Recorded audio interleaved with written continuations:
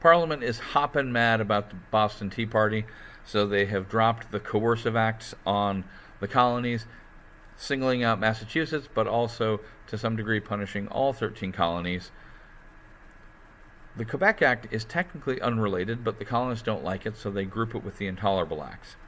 So let's figure out what the Quebec Act was and what the colonists didn't like about it. The Quebec Act did two things.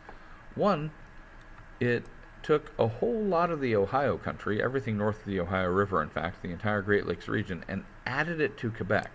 So the Quebec Act has enlarged the province of Quebec. Right? This is original Quebec. The Quebecois, of course, were the French fur traders who the British invite to stay after the French and Indian War and continue doing business with the Indians in this region because the fur trade is good money. The colonists, of course, resent that because, well, the 13 colonies dragged the British Empire into the French and Indian War because they wanted the rich farmland of the Ohio River Valley. Adding most of the Ohio country to Quebec is basically making the proclamation of 1763 permanent. It's saying that the colonists can stay out of the land north of the Ohio River and the land around the Great Lakes indefinitely.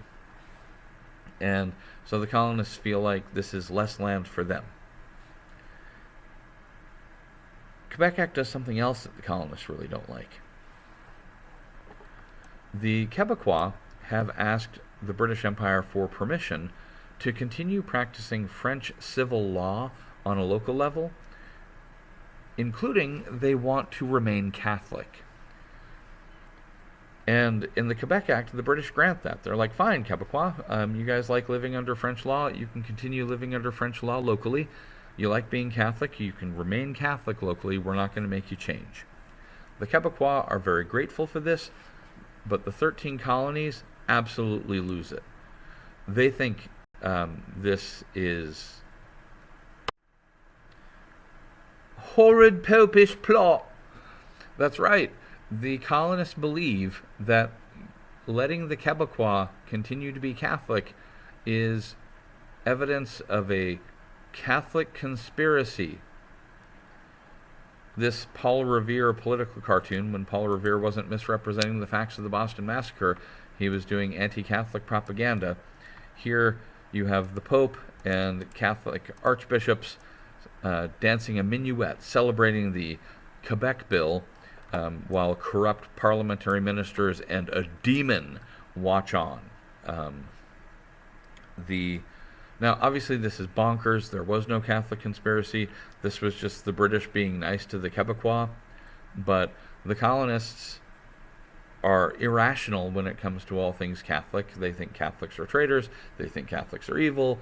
They think this is a plot to later on force them to be Catholic as well.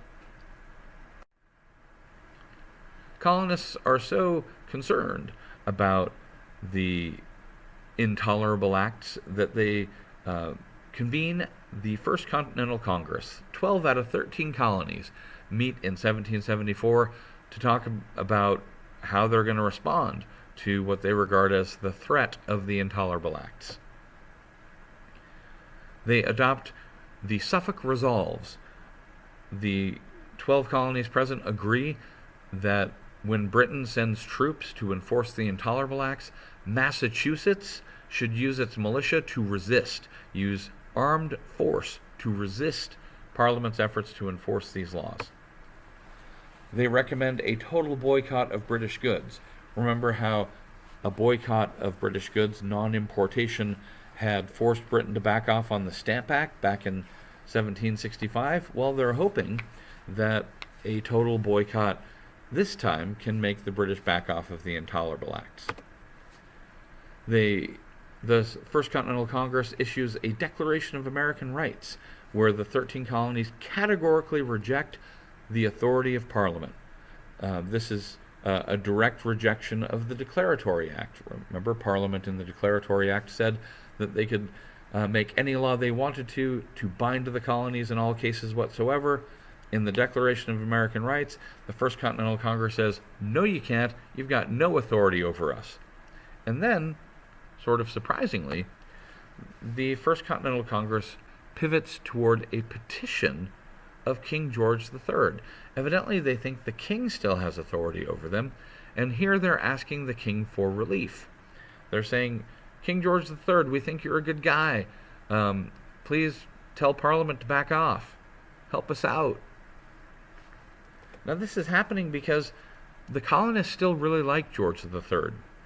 There is a long-standing tradition in English and British and American government where, politics I should say, where people tend to think the best of kings and presidents and think the worst of Parliament and Congress, right? The king, the president, is one person, one name and face we can know, and it's easier to like one person that you know than to like several hundred politicians you don't know who you assume are crooked because they are politicians.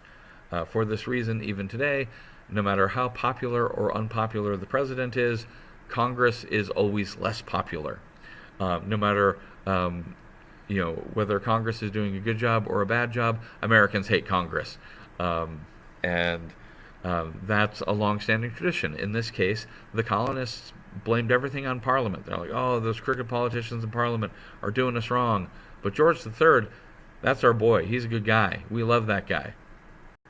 And hence this petition for relief from the king.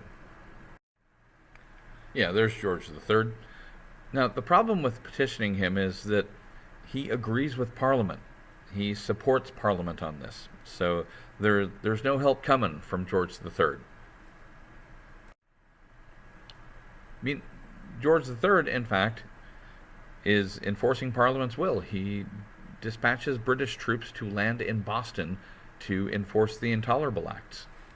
This is when Paul Revere takes a break from doing propaganda art and takes his midnight ride, along with others, to alert the colonial militia, the Massachusetts militia, to let them know that the British are coming. He wouldn't have yelled, "The British are coming," by the way, because the colonists themselves considered themselves British, so that wouldn't have been useful information, but an obvious statement. The British were already there. But he more likely was calling the regulars are coming, the British Army regulars, or the Redcoats are coming. So the British have arrived in Boston. They start marching to take the Massachusetts militia's arsenals, right? Their weapons stockpiles, their artillery, their gunpowder stores. The British want to make it so the Massachusetts militia will not be able to get them. Massachusetts militia, by the way, are the famous Minutemen because they were supposed to be ready to fight at a minute's notice. And the Minutemen are meanwhile mobilizing to protect their arsenals from the incoming British soldiers. They meet at Lexington and Concord. Lexington and Concord are a couple of villages outside of Boston where there's a militia arsenal that the British are trying to claim. The colonists are trying to protect it. There is a tense standoff. Somebody opens fire. We're not sure who.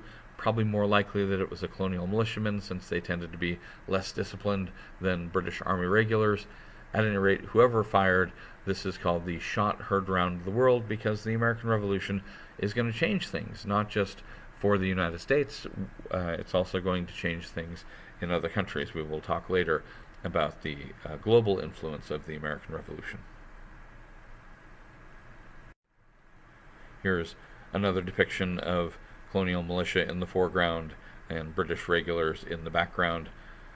Lexington and Concord, these skirmishes between Massachusetts militia and British soldiers, are the first battles of the Revolutionary War. Revolutionary War is beginning here in the spring of 1775 and will continue until 1783. With the beginning of the war, we get some new terminology. The Whigs, the Sons of Liberty, the Republicans during the war are now calling themselves patriots because they're fighting for their country, and now they're defining their country as their individual colonies or as the 13 colonies together. Before the war, the supporters of Parliament and King George III were calling themselves Tories. Now that the war is on, they're calling themselves Loyalists because they are fighting loyal to Britain. So there will be patriot militias, there will be loyalist militias. Loyalists sometimes will also enlist in the regular British Army. So the Revolutionary War is not just, it's not a simple war between the 13 colonies and Britain.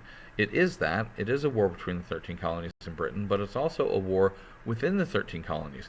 A war between colonists who are patriots and colonists who are loyalists. In other words, a civil war. Now that fighting is underway, the colonists feel like they got to get organized, so all 13 colonies send representatives to a second Continental Congress that now that fighting is happening, we're just going to call Congress. It's going to be effectively the government of the 13 colonies. This is Ben Franklin's dream come true 20 years too late. You might recall at the beginning of the French and Indian War, Franklin recommended that the colonies work together to fight an effective war. Well, this time, they're belatedly following his advice. Franklin's in the House. And so they're going to coordinate their war effort. One of the first decisions they need to make is who will we put in charge of our army? And George Washington shows up in his old military uniform from the French and Indian War to remind everybody that he is qualified. And indeed, they choose him, though it's not an easy choice. They narrow it down to Washington or a smuggler from Massachusetts named John Hancock. They like Hancock and Washington because they're two of the wealthiest men in the 13 colonies. Now, they give the nod to Washington because in addition to being wealthy, he has military experience. So in this, they make the right call. He turns out to be an effective leader. But it's worth noting, why do they think being wealthy is a qualification for running the army? Why were they even thinking of giving it to Hancock, who had much less military experience than Washington? Answer, they wanted a rich guy because they're hoping that Washington will devote some of his personal fortune to outfitting the army. In this, they are disappointed. Washington is careful with his money, and he spends very little of his own money on the army. He tracks all the expenses that he does incur and files for reimbursement, and ultimately gets it.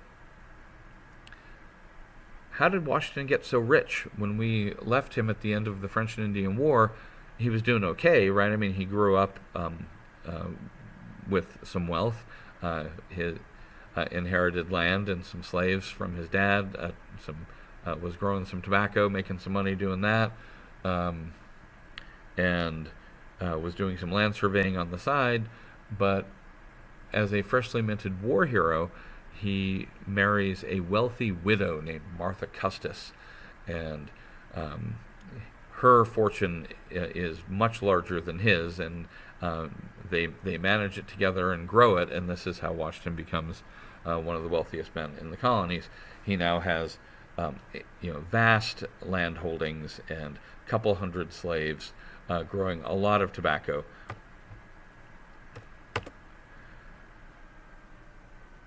In other news, in addition to recruiting an army, the Continental Congress is again going to ask King George III for relief. They send what's called the Olive Branch Petition. An olive branch is a symbol of world peace, a symbol of peace. And so the Olive Branch Petition is saying, hey, George III, we really love you. We love Britain. We don't want to fight. Can you please get Parliament back off so we can stay in the British Empire? Why can't we all just get along? And, of course, George III is not feeling this at all. rejected.